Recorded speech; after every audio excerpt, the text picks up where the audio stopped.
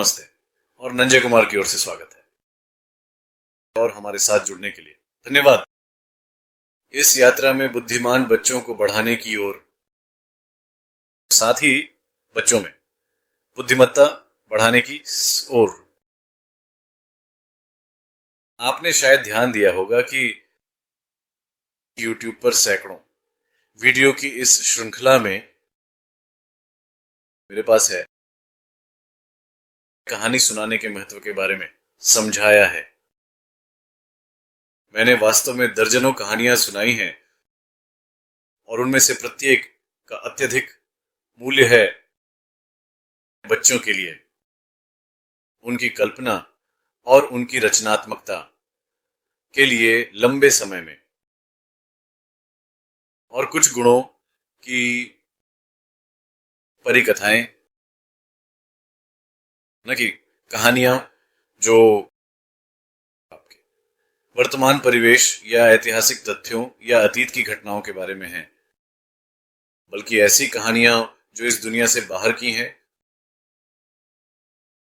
यह कल्पना करना कठिन है कि ऐसी चीजें हो सकती हैं। कुछ सच हैं, लेकिन आश्चर्यजनक, कुछ पूरी तरह से असंभव हैं। लेकिन यह एक महान उत्तेजना है मस्तिष्क के लिए और के लिए, मन की समझ के लिए, कि इन आश्चर्यजनक चीजों की मैंने कभी कल्पना नहीं की थी।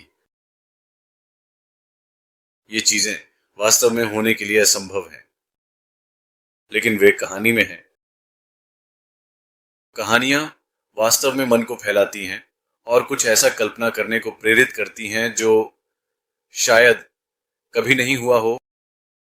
लेकिन कहानियों से सीखे गए सबक आपके जीवन में, आपके भविष्य में और सबसे महत्वपूर्ण दायरे के विस्तार में लागू किए जा सकते हैं। आपके मन का, कल्पना का। उदाहरण के लिए मैं आपको एक कहानी सुनाऊंगा जो बहुत दिलचस्प है और कई अद्भुत सबक सिखाती है।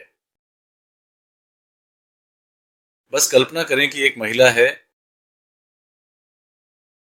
बुजुर्ग महिला, और उसके 4 बच्चे हैं,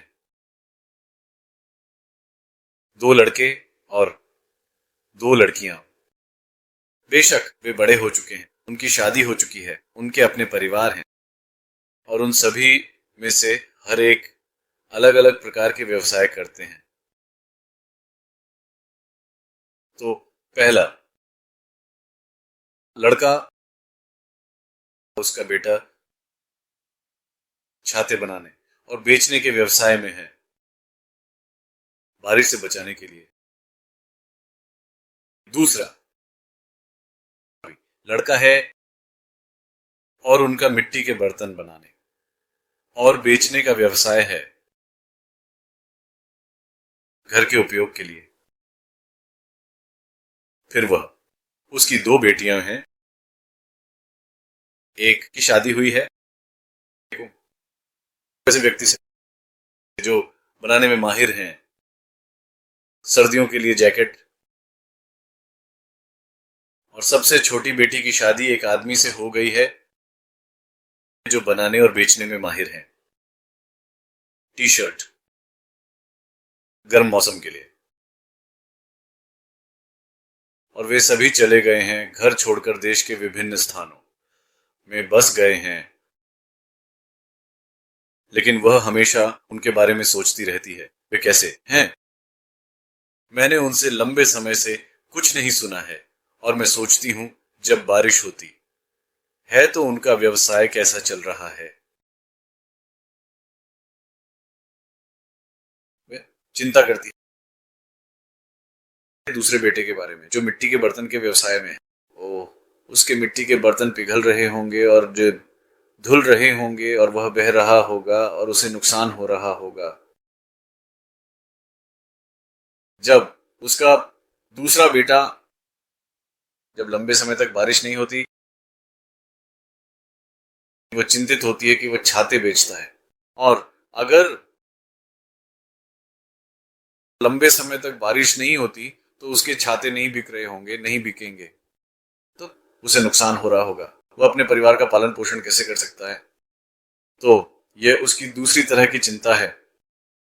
तीसरी तरह की चिंता अब ऋषि को तब होती है जब सर्दियों में सबसे छोटी बेटी की शादी एक ऐसे व्यक्ति से हुई है जो टी शर्ट बनाता और बेचता है। सर्दियों में उसे चिंता होती है कि आप जानते हैं सर्दियों में कोई भी टी शर्ट नहीं खरीदता है, इसलिए उन्हें नुकसान उठाना पड़ता होगा, और वह चिंतित रहती है। और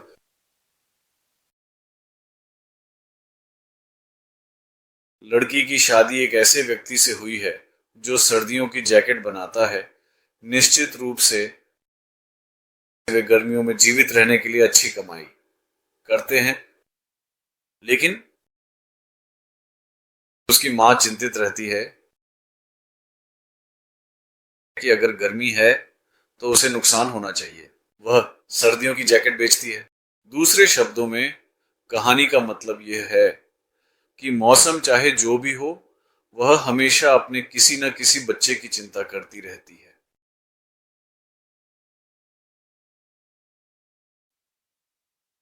समझने का बिंदु यह है कि हमेशा कुछ न कुछ मौसम, कुछ न कुछ ऋतु, तापमान, ठंड, गर्मी होती है जहां उसके बच्चों में से कोई ना कोई हमेशा परेशानी में रहता है।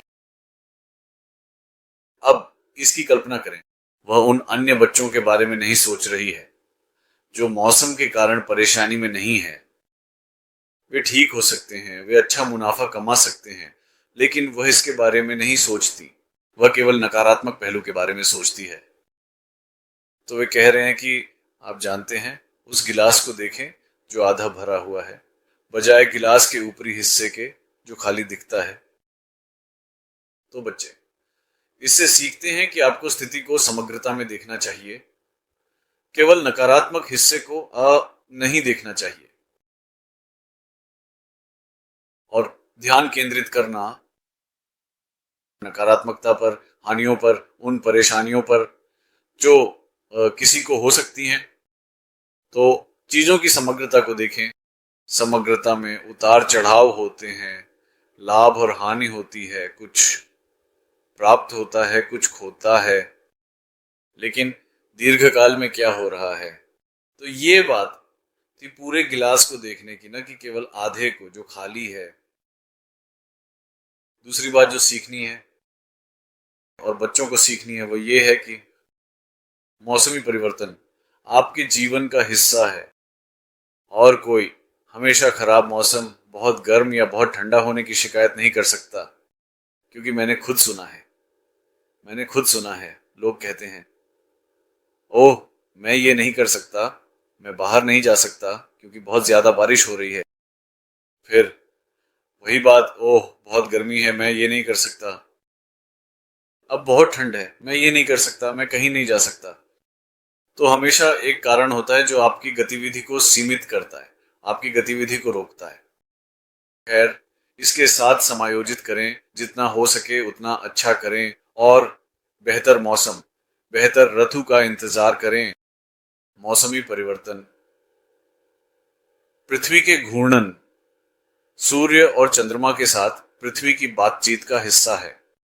विभिन्न मौसम आते हैं जैसे बारिश, धूप, ठंड, गर्मी, और कुछ सुखद मौसम, और कुछ न तो गर्म और न ही ठंडा, लेकिन वे अवधि छोटी होती है।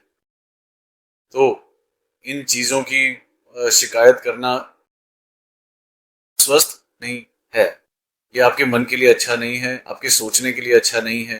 यदि आप हमेशा नकारात्मकता को देखते हैं तो आप हमेशा उदास रहेंगे। तो सकारात्मकता का सबक क्या चाबी है? मौसमी परिवर्तन के साथ समायोजन भी महत्वपूर्ण है, और प्रकृति के साथ जीना, अपने जीवन में प्रकृति के साथ समायोजन करना, ताकि आप मौसम, ऋतु और तापमान की परवाह किए बिना आराम से रह सकें। तो बच्चों के साथ इस तरह की चर्चा उन्हें प्रकृति के करीब लाती है, उन्हें अधिक गतिशील, अधिक लचीला बनाती है। प्रकृति के प्रति अनुकूलनीय दृष्टिकोण और इससे सीखना, प्रकृति और उसके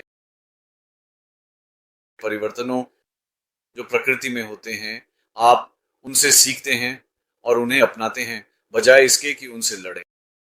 और यह भी एक सबक है कि प्रकृति से लड़ना या अपने पर्यावरण के प्रति नकारात्मक दृष्टिकोण रखना केवल हानिकारक नहीं है, बल्कि यह आपके अपने दृष्टिकोण को और आपके आसपास के पर्यावरण को भी नष्ट कर सकता है।